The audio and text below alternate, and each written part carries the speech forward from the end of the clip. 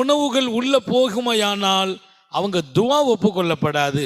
உலகத்தில் நம்ம வாழ்றது பிரச்சனைகளை போய் அல்லாட்ட கேட்கணுமா இல்லையா? தேவை உடையவங்களாக இருக்கிறோம்.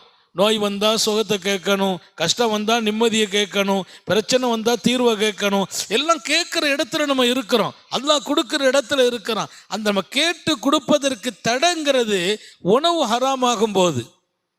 அதனால தான் ரசூல் ஸல்லல்லாஹு அலைஹி வஸல்லம் ஹலால் விஷயத்தில் இந்த சமூகத்தை ரொம்ப எச்சரிக்கைப்படுத்துகிறாங்க. அப்போ இல்லை, அல்லாஹ் மூமின்களை கூப்பிட்டு சொன்ன முதல் விஷயம் குலு மின் தய்யிபாத், நல்ல ஹலாலான குவாலிட்டியான மனமான உணவை உட்கொள்ளுங்கள். குலு மின் தய்யிபாத்தி வஷ்குரு லில்லாஹ்.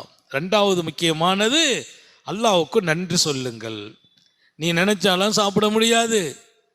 ஒரு ஹலாலான உணவு கிடைக்கணும்னா அது காரணம் அல்லாஹ் தான்.